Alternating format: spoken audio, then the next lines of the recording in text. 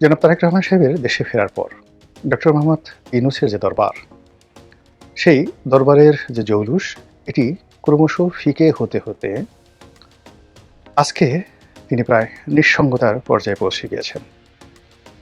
তারেক রহমান সাহেব ২৫ তারিখে যেদিন এলেন, ওদিন থেকেই প্রেস বলেন, মিডিয়া বলেন, সরকারি কর্মকর্তা বলেন, সকলের দৃষ্টি কেবলই মাত্র বিএনপিকে ঘিরে, কেবলই মাত্র তারেক রহমান সাহেবকে ঘিরে।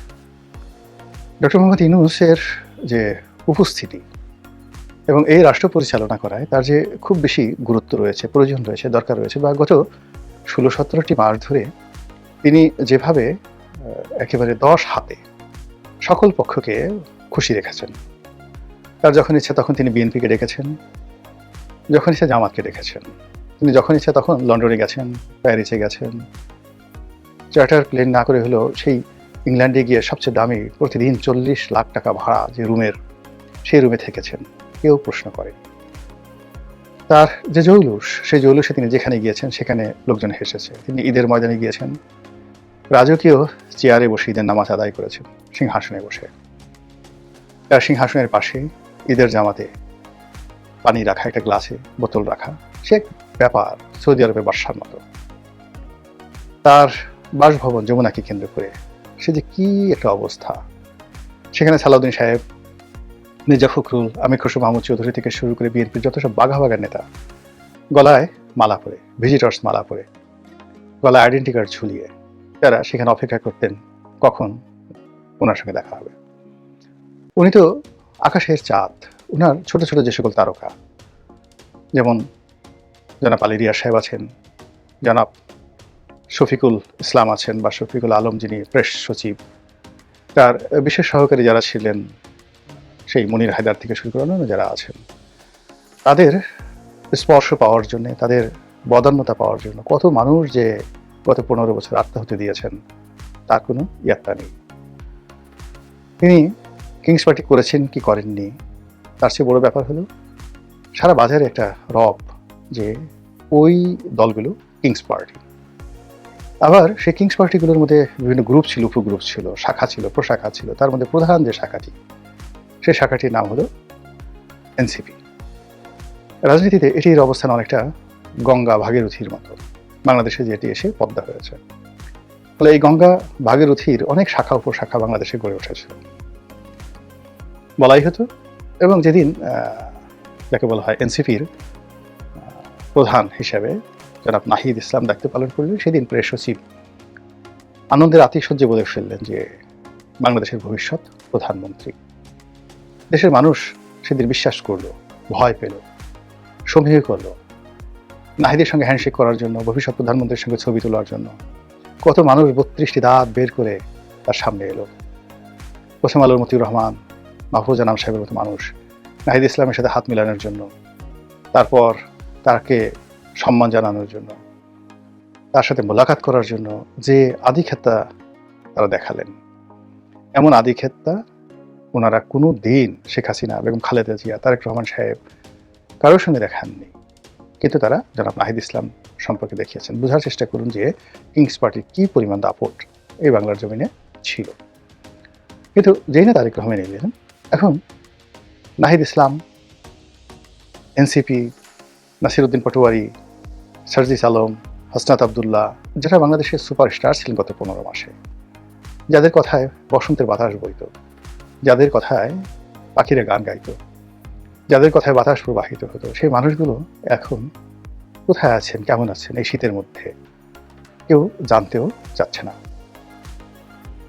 যে ডক্টর মোহাম্মদ ইউনূসের মনোরঞ্জনের জন্য, তার একটি বক্তব্য শোনার জন্য, তার একটু সাক্ষাৎকে নেওয়ার জন্য, তার একটু প্রশংসা পাওয়ার জন্য, তার কাছাকাছি যাওয়ার জন্য মানুষের যে কি আকুতি, সেই মানুষগুলো সব কিছু ভুলে তারা এখন তারেক রহমান সাহেবের দরবারে হাজিরা দিচ্ছেন। যে ব্যবসায়ী নেতা, যে রাজনীতিবিদ, যারা যারা ছিলেন, সবাই এখন সেই বিএনপির দিকে ঝুঁকে পড়েছে, তারেক রহমান সাহেবের দিকে ঝুঁকে পড়েছে। ফলে ডক্টর মোহাম্মদ ইউনূস তার এই জীবনে প্রথমবারের মতো তিনি একটা মোহের মধ্যে আবদ্ধ হয়ে পড়েছেন।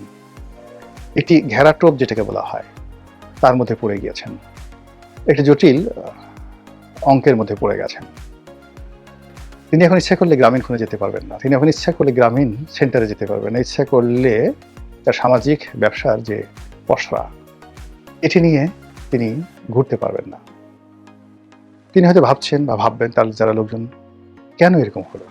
এই তো কয়েকদিন আগে তিনি যখন লন্ডনে গেলেন, তারেক রহমান সাহেব তার দলবল নিয়ে তার সঙ্গে দেখা করতে আসছেন, সে কি বিনয়, কি ভদ্রতা, কি আনুগত্য। কিন্তু যেই মুহূর্তে তারেক রহমান সাহেব বাংলাদেশে এলেন, পরিবেশ পরিস্থিতির কারণে তিনি হঠাৎ করে প্রধানমন্ত্রীর মতো তার একটা ইমেজ তৈরি হয়ে গেল, লোকজন তাকে ওইভাবে সম্মান সময় শুরু করলো। এমনকি রাষ্ট্রের যারা গুরুত্বপূর্ণ ব্যক্তি তারা এখন ডক্টর মোহাম্মদ ইউনূসের দিকে তাকাচ্ছেন না। অবস্থা দেখে তারা এমন মনে হচ্ছে যে তারা পারলে তাকাচ্ছেন তো নাই, যদি কোনো কারণে ভুলে তাদের চোখ পড়ে যায়, তাহলে আমরা অনেক সময় আসে না, কাউকে একটা চোখ টিপ মারি, ডান চোখ দিয়ে বাম চোখ দিয়ে মুখ একটু বাঁকা করে চোখ টিপ মারি। এইভাবে অনেক দুষ্ট লোক তৈরি হয়ে গেছে যারা ওনার চেহারা মোবারকের দিকে তাকিয়ে একসময় প্রশান্তি পেতেন, তারা এখন পারলে একটু মুখ ঝামটি দিচ্ছেন, চোখ টিপ মারছেন। অদ্ভুত এই বাঙালির চরিত্র। এটার শেষ পরিণতি কি? কেন এরকম হলো? যারা ডক্টর মোহাম্মদ ইউনূসের প্রশংসায় পঞ্চমুখ ছিলেন, যারা তাকে ক্ষমতার মসনদে বসিয়েছেন, উনি যেটা স্বীকার করেছেন যে ছাত্র এবং জনতা তাকে এখানে বসিয়েছেন, তারাই তার নিয়োগকর্তা। কিন্তু আমরা যারা অনেকেই বলার চেষ্টা করছি, না, এর চেয়ে তো বড় নিয়োগকর্তা রয়েছেন পেছনে, হয়তো আমেরিকা, হয়তো পাকিস্তান, হয়তো ভারত, হয়তো আরও অনেক কেউ হতে পারে। এমনও কেউ বলার চেষ্টা করছেন, অনেক জামাতের আলেম ওলামারা বলার চেষ্টা করছেন, স্বয়ং আল্লাহ রাব্বুল আলামিনের বিশেষ ইচ্ছাতে তিনি ক্ষমতায় এসেছেন। আল্লাহ তাকে স্পেশালি সিলেক্ট করেছেন এবং সেই জামাতি আলেম ওলামাদের বক্তব্য অনুযায়ী যদি ডক্টর মোহাম্মদ ইউনূসকে মান্য করা না হয়, তার সঙ্গে নাফরমানি করা হয়, অর্থাৎ তার অবাধ্যতা করা হয়, তাহলে গজব নাজিল হবে, অনেকের ঈমান চলে যাবে। এই ধরনের ফতোয়া যারা দিতেন এখন খুঁজে দেখেন যে তারা নতুন ফতোয়া বের করার চেষ্টা তদবির করছে। আর অতীতে যে কথাগুলো বলছে তার কাউন্টার কি কথা বলে এটাকে ধামাচাপা দেওয়া যায়, সেই চিন্তা তারা কিন্তু শুরু করেছেন। এই যে মানে যাকে বলা হয় পরিবর্তন, তিনি যে বাড়িতে বসবাস করছেন সেই বাড়িটির নাম যমুনা। বাংলাদেশে যে কটি নদী রয়েছে সবচেয়ে অদ্ভুত নদী হলো যমুনা। এটি পদ্মার মতো এতটা প্রবাহমান নয়।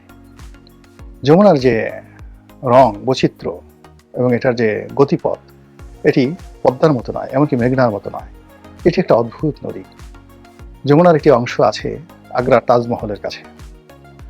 সেই যমুনা আর বাংলাদেশের যমুনা কিন্তু এক নয়, এই দুয়ের মধ্যে অনেক অনেক পার্থক্য।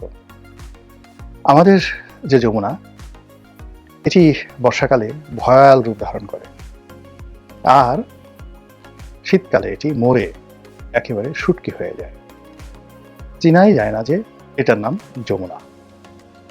তো এই যে যমুনার যে ভবনটিতে ডক্টর মোহাম্মদ ইউনূস আছেন, এটা কেন জানি যমুনা নদীর চরিত্রের মতো এই ভবনটিরও চরিত্র পাল্টে গেছে। এই ভবনটি তৈরি করা হয়েছিল এরশাদের ভাইস প্রেসিডেন্ট জনাব মওদুদ আহমেদের জন্য। বসবাস করতে পারেননি, মওদুদ আহমেদের কপাল পুড়েছে এবং তিনি এখন মানে এমনভাবে তার কপাল পুড়েছে যে তিনি ঢাকা শহরের গুলশানে তার একটা বাড়ি ছিল, সেটা হারিয়েছেন। বিএনপিতে তার যে একটা ইমেজ ছিল সেটা হারিয়েছেন। তার স্ত্রী এবছর নমিনেশন চেয়েছিল, সেটা দেওয়া হয়নি। তিনি স্বতন্ত্র ইলেকশন করার চেষ্টা করেছেন। তার স্ত্রী তো জানেন না নয়, কবি জসিমউদ্দিনের মেয়ে হাসনা মওদুদ। ওই যমুনার আসর তার উপর পড়েছে। তারপর ওখানে বাসিন্দা হলেন লতিফুর রহমান। সেই লতিফুর রহমান সাহেবের যিনি তত্ত্বাবধায়ক সরকারের প্রধান ছিলেন, তার কপালে অনেক দুর্ভোগ, অনেক দুর্দশা এসেছে এবং তার এই দুনিয়া থেকে বিদায় ভীষণ রকম কষ্টকর ছিল। তারপরে ওখানে এলেন জনাব ফখরুদ্দিন সাহেব, ডক্টর মোহাম্মদ ইউনূসের বন্ধু মানুষ। তিনি ওখানে বসেই 2 বছর বা 2.5 বছর তিনি দেশ চালিয়েছেন। তার জীবনও দুর্বিষহ হয়ে গেছে। এখন আমেরিকাতে থাকেন, মানে একটা আপাতমস্তক ভদ্রলোক মানুষ, অনেকটা হামিদ কারজাই টাইপের মানুষ। তাকে এনে বসানো হয়েছিল, জোর করে ধরে এনে বসানো হয়েছিল। কিন্তু এই মানুষ বাংলাদেশ ব্যাংকের একজন গভর্নর, তিনি এখানে বসেছেন এবং তিনি ছিলেন হিজ মাস্টার ভয়েস। ক্যান্টনমেন্ট থেকে মঈনুদ্দিন সাহেব ফখরুদ্দিন সাহেবকে যা বলতেন উনি সেটাই লিখে দিতেন, বলে দিতেন। পরবর্তীতে যখন পরাজয় হলো, মঈনুদ্দিন ফখরুদ্দিনের যখন উচ্ছেদ হলো, তখন এই যমুনার যেটা কুফা, সেই কুফাটা আবার তাকে পেয়ে বসলো। এখন পর্যন্ত তিনি আমেরিকাতে থাকেন, কিন্তু কোনো বাঙালি মহল্লায় যেতে পারেন না, প্রকাশ্য রাস্তায় কোথাও ঘোরাফেরা করতে পারেন না। তার জীবন যৌবন সব হারাম হয়ে গেছে। তিনি বাংলাদেশে আসতে পারেন না। তার আত্মীয়-স্বজন কেউ এখন পর্যন্ত বলতে পারে না, আমি মঈনুদ্দিনের শ্যালক, আমি মঈনুদ্দিনের দুলাভাই, আমি ফখরুদ্দিনের দুলাভাই। আর মঈনুদ্দিনের অবস্থা আরও খারাপ, মানে জেনারেল মঈনী আহমেদের অবস্থা আরও খারাপ। সেই যমুনাতে ডক্টর মোহাম্মদ ইউনূস এসে বসবাস করেছেন। এখন প্রথম দিকে খুব আনন্দিত ছিলেন তিনি, কিন্তু এখন যমুনার যে দীর্ঘশ্বাস, সেই দীর্ঘশ্বাস ধীরে ধীরে এটিকে বর্ষাকালের প্রমত্তা থেকে এখন শীতকালের শুটকিতে পরিণত করেছে। তার যারা শুভানুধ্যায়ী ছিলেন, মতি ছিলেন, মাহফুজ ছিলেন, বহু মাহফুজ, ছোট মাহফুজ, বড় মাহফুজ, কালো মাহফুজ, সাদা মাহফুজ, লালমতি, কালোমতি, গোলমতি, তারপর মানে বহু রকম, মানে তার কাছে যারা যারা গিয়েছেন এদের বহু রং বিচিত্র ছিল। বহু মানুষ তার কাছে গিয়েছিল, এখন তারা সবাই তাকে খেকে ছেড়ে যাচ্ছে। কেউ তার নাম উচ্চারণ করতে চাচ্ছে না। অনেকে তার পরিবর্তে এখন তারেক রহমান সাহেবের গুণগান করছে, বিএনপির গুণগান করছে, আজকে বিএনপির হাতে ক্ষমতা দেওয়া হোক, এরকম কথাবার্তা হচ্ছে। এই যে কষ্ট, এই যে বেদনা, এটি কেবলই মাত্র ভুক্তভোগী যারা আছেন তারাই বলতে পারবেন।